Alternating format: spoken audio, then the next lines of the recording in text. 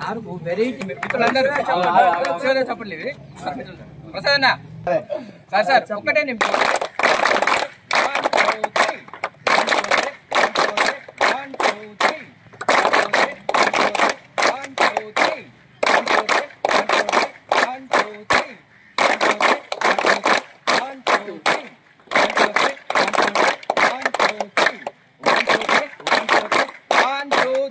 అనేది నిజంగా కూడా శుభ పరిణామమే.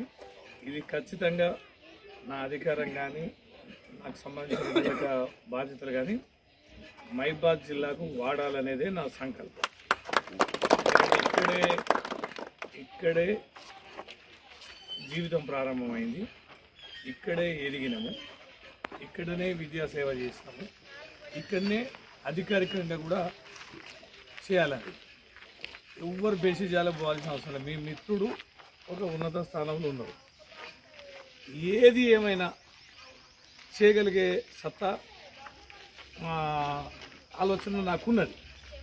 కాబట్టి మిత్రులకు ఎవరికైనా మీ వ్యక్తిగతం కావచ్చు, లేకపోతే మన పట్టణానికి సంబంధించి కావచ్చు, వాట్ ఎవర్ ఇట్ ఈస్, మీరు ఒక ఫోన్ కాల్ కొడితే నేను ఎందుకోసం అంటే ఈ గడ్డ మీద పుట్టి ఎదిగినాక ఇక్కడ చేయడం, మీ అభిమానం పొందడం అనేది, మీ ప్రేమ పొందడం అనేది, ఈ రకంగా చప్పట్లతోటి స్వాగతం పలికించుకోవడం అనేది నాకు గర్వకారణం.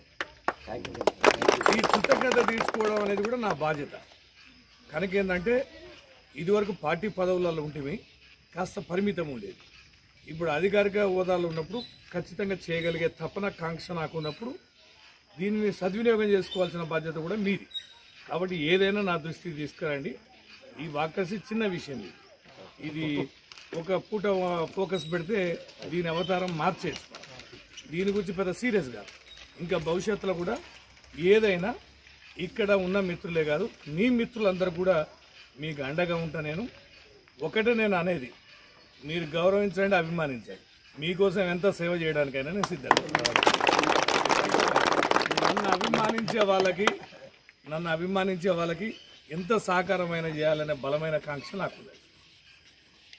గత ఒక్కటే విషయం, ఇక నేనే పైసలు తీసుకుంటోని కాదు, లేకపోతే వాటాలు అడిగేటోని కాదు. ₹1 ఖర్చు కాకుండా ఎంతటి పనినైనా నీ చేసుకొని చేయగలిగే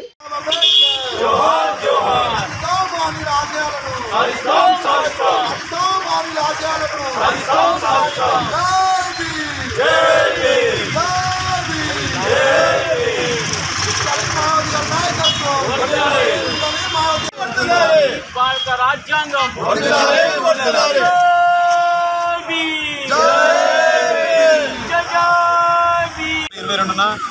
మహబూబాద్ జిల్లా కేంద్రంలోని యశోద గార్డెన్లో బహుజన్ సమాజ్ పార్టీ జిల్లా కమిటీ ఆధ్వర్యంలో రాజ్యాధికార సంకల్ప సభను నిర్వహిస్తున్నాం.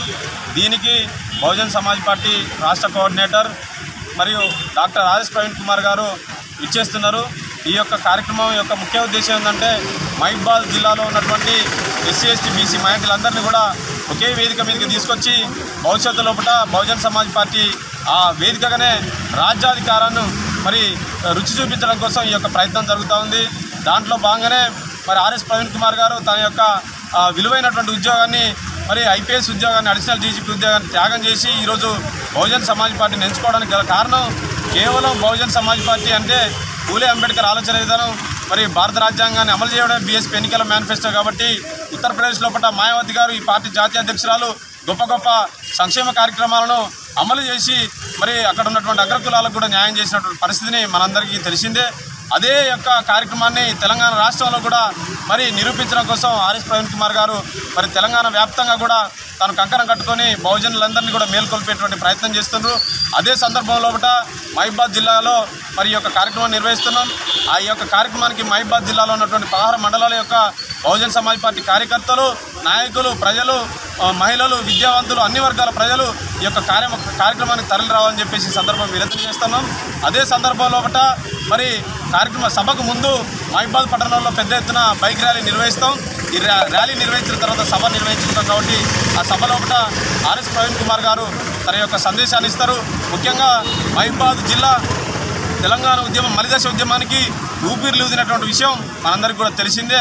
ఆ రోజు మరి జగన్ ఇన్సిడెంట్ను నిరసిస్తూ జగన్ రాకను అడ్డుకొని ఇక్కడ బుల్లెట్లను సైతం ఎదుర్కొన్నటువంటి సమాజం ఇక్కడ ఉంది. కాబట్టి ఆ యొక్క సమాజానికి అన్యాయం జరిగింది తెలంగాణ రాష్ట్ర సమితి పాలనలో. కాబట్టి రామస్వామి నాయకర్, ఛత్రపతి సాహు మహారాజ్, నారాయణ గురు, పరమపూజ్య డాక్టర్ బాబాసాహెబ్ అంబేద్కర్, మాన్యవారి కాంశీరామ్ గారు కాల్మోసినటువంటి ఈ నేలపై Bahujan Samaj party chief coordinator RS Praveen Kumar గారు మొదటిసారిగా మహబాద్ ఉత్సవ సందర్భంగా మహబాద్ జిల్లా కేంద్రంలోనే బహుజన రాజ్యాధికార సంకల్ప సభని యశోద గార్డెన్లో ఏర్పాటు చేయడం జరిగింది. ఈ కార్యక్రమాన్ని మహబాద్ జిల్లా కమిటీ మరియు జిల్లా అసెంబ్లీ కమిటీ ఆధ్వర్యంలో నిర్వహించడం జరుగుతుంది. ఈ కార్యక్రమానికి మహబాద్ జిల్లాలో ఉన్నటువంటి మేధావులు, ఉద్యోగులు, అలాగే విద్యార్థులు, సోదరీమణులు, మహిళామూర్తులు అందరూ తప్పకుండా విచ్చేసి ఈ కార్యక్రమాన్ని విజయవంతం చేయవలసి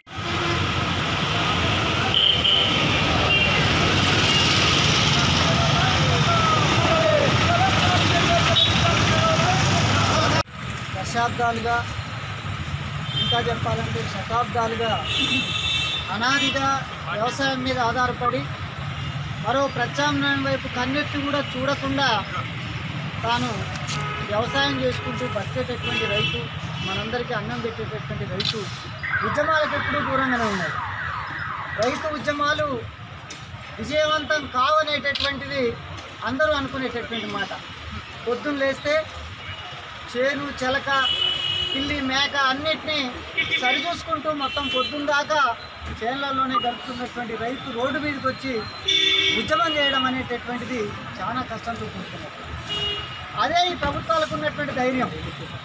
కనీసం మద్దతు ధర ఇవ్వకపోయినా, బీమా సౌకర్యం కల్పించకపోయినా, ప్రకృతి వైపరీత్యాలు వస్తే కనీసం వాళ్లకు మినిమం ఎక్స్గ్రేషియా కూడా విధించకపోయినా కూడా రైతులు మాట్లాడుతున్నారు.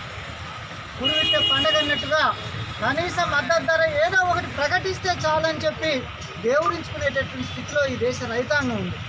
సబ్సిడీలు లేవు, రైతులకి ప్రోత్సాహకాలు లేవు. దినదినం అనేక రేట్లు పెట్రోల్, డీజిల్తో సహా అన్ని రేట్లను కూడా విచ్చలవిడిగా పెంచుతున్నా కూడా మాట్లాడకుండా సహకరిస్తూ తాను అప్పుల్లో చనిపోతూ ఆత్మహత్యలు చేసుకుంటూ ఈ దేశంలో ఉన్నటువంటి ప్రజల కోసం తిండి గింజలు పండిస్తున్నటువంటి వాడు రైతు. అలాంటి రైతులు ఈనాడు ప్రభుత్వం తీసుకొని వచ్చినటువంటి 3 వ్యవసాయ చట్టాలకు వ్యతిరేకంగా ఒక ఉద్యమానికి శ్రీకారం చుట్టారు. ఈ ఉద్యమం గంటలో రోజులో అయిపోద్ది అని చెప్పి ఆనాడు ఈ ఉద్యమకారులు ఎవరు కూడా అటు పంజాబ్ నుంచో, హర్యానా నుంచో అసలు ఢిల్లీ సరిహద్దులకే రానియమని చెప్పి అడ్డుకోవడానికి ప్రభుత్వాలు చేసినటువంటి ప్రయత్నాలని వమ్ము చేస్తూ ఢిల్లీ సరిహద్దులకు